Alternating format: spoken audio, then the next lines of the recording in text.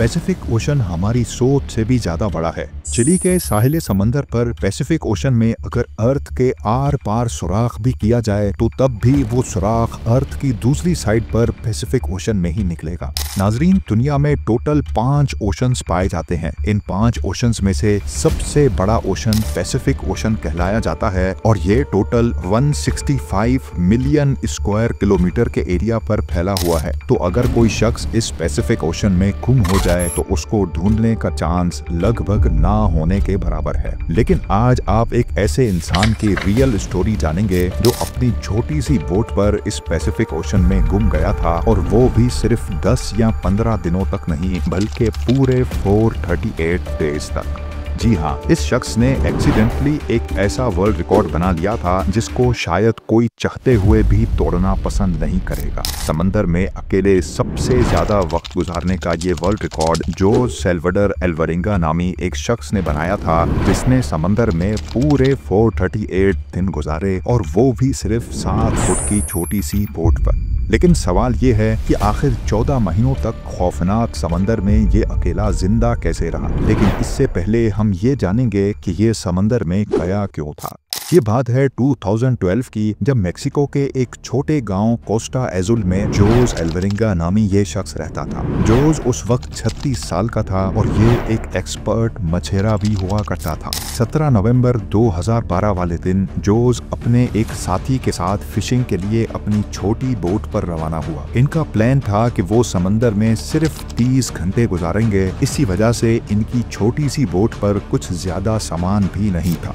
इस 7 फुट की बोट में सिर्फ एक इंजन और एक रेफ्रिजरेटर था जिसमें वो मछलियां स्टोर करते थे। अपने साथ सिर्फ एक दिन का खाना पीना लेकर जाने वाले जोस को ये कहाँ मालूम था कि उसके अगले 438 दिन उसकी जिंदगी के बदतरीन दिन होने वाले हैं। वो मेक्सिको के साहिल से 120 किलोमीटर दूर गए और अपना जाल समंदर में बिछा दिया। लेकिन उसी वक्त एक खौफनाक समंदरी तूफान वहां आ पहुंचा। अपनी जान बचाने के लिए वो मछली के जाल को वहीं छोड़कर वापस साहिल की तरफ उल्टे पांव भागे। पूरे 6 घंटे बोट को मुसलसल तेज रफ्तार में भगाते सुबह के 7 बजे वो साहिल से अब सिर्फ 20 किलोमीटर दूर थे और उनको अपना गांव नजर भी आने लगा था। वो इस तूफान को तो काफी दूर छोड़ आए थे, लेकिन अब उनकी किस्मत काम करना छोड़ गई थी। साहिल से सिर्फ 20 किलोमीटर की दूरी पर उनकी बोट का इंजन खराब हो गया था। अब ना ही उनके पास चप्पू थे और ना ही बोट की डायरेक्शन कंट्रोल करने वाला सेल,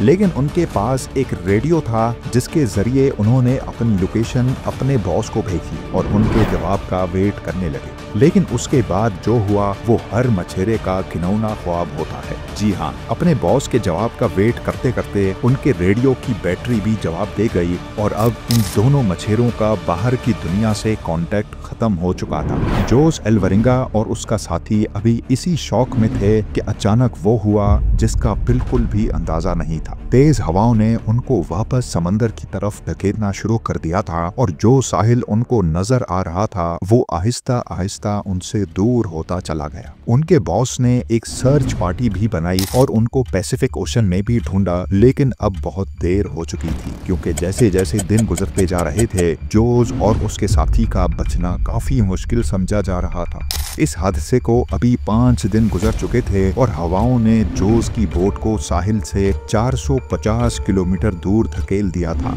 वो समंदर के ऐसे हिस्से में पहुंच चुके थे जहां हर डायरेक्शन में सिर्फ पानी ही पानी नजर आ रहा था। उनको मालूम था कि उनकी बोट इतनी छोटी है कि उसको दूर से भी स्पॉट नहीं किया जा सकता। ना ही उनके पास कोई फ्लेयर गन थी और ना ही वो आग लगाकर धुएं से सिग्नल दे सकते थे। यानी जोज एल्वरिंगा और उसके साथी को अच्छी तरह इल्म हो चुका था कि उनके बचने का चांस अब 1% से भी कम है। जो खाना पीना वो साथ लाए थे वो पहले ही खत्म हो चुका था, इसीलिए अब पेट भरने के लिए उन्होंने अपने हाथों से ही उन परिंदों को पकड़ना शुरू कर दिया जो उनकी बोट पर आकर बैठते थे, या फिर बोट के आसपास मौजूद मछलियों को पकड़कर कच्चा खाने लगे। समंदर का खारा पानी पीने से इंसान की मौत हो सकती है, इसी वजह से उन्होंने बारिश का पानी समंदर में तैरने वाले खाली प्लास्टिक बॉटल्स में जमा करके पीना शुरू किया। लेकिन जब बारिश कई दिनों तक नहीं पड़ती थी तब वो अपनी प्यास बुझाने के लिए मछलियों और टर्टल्स का खून पीते थे, और वो भी तब जब वो उनको पकड़ने में कामयाब होते थे।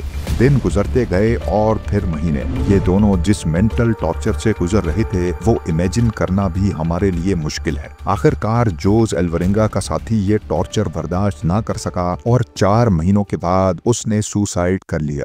अब इस छोटी सी बोट पर बात करने के लिए भी जोस के पास कोई नहीं था और वो चारों तरफ घिरे इस समंदर में अकेला जिंदगी गुजारने लगा।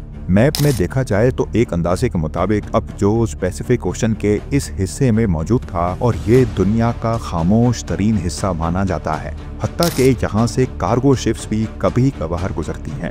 मेक्सिको के साहिल को छोड़े 6 महीनों से भी ज्यादा हो चुके थे और इस दौरान जोस ने अपने साथी को भी खो दिया था। इसी वजह से वो काफी ज्यादा फ्रस्ट्रेटेड भी हो चुका था। एक दिन जोस को दूर समंदर में एक कार्गो शिप गुजरती दिखाई दी। पिछले 6 महीनों में वो पहली शिप देख रहा था और ये मंजर देखते ही उसकी जिंदा रहने की उम्मीद वापस से जागने लगी। जोस ने कार्गो शिप की तरफ हर तरह के इशारे किए, लेकिन बदकिस्मती से शिप के क्रू को ये छोटी सी बोट नजर नहीं आई और देखते ही देखते उसकी जिंदा रहने की उम्मीदों पर एक बार फिर से पानी फिर गया। इमेजिन करें कि समंदर के बीचों बीच एक दिन मौत से लड़ने के बाद जब आखिरकार जान बचाने का आसरा मिले और वो भी इग्नोर करके चला जाए तो कैसा लगेगा। 11 महीनों के बाद जोस अपनी इस छोटी सी बोट पर 8000 किलोमीटर ट्रैवल कर चुका था। उसके कपड़े भी फट चुके थे और उसके पास खुद को सनलाइट से बचाने के लिए सिर्फ एक अंडर वेस्ट बची थी।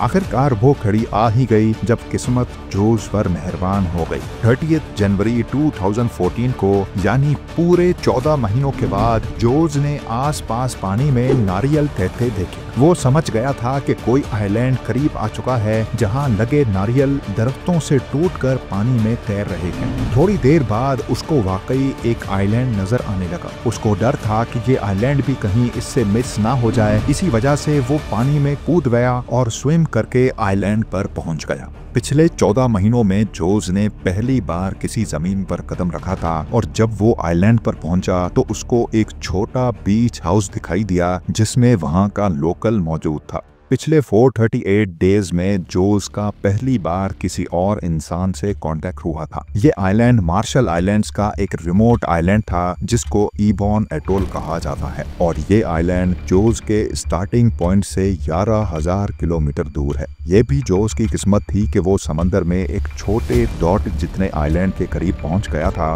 वरना अगर जोस से ये आइलैंड भी मिस हो जाता तो अगला स्टॉप इसका फिलीपींस में होता जो इस आइलैंड से भी 5,000 किलोमीटर मजीद दूर है। वहां से जोस को वापस अपने घर भेजा गया जहां पहुंचते ही एक और मुसीबत ने उसको घेर लिया। जी हाँ, वापस पहुंचने पर जोस ने 438 डेज के नाम से एक बुक पब्लिश की, लेकिन जोस पर अपने साथी को मारने का इल्जाम लगाकर उस पर केस कर दिया गया। वही साथी जिसने जोस के मुताबिक सुसाइड किया था।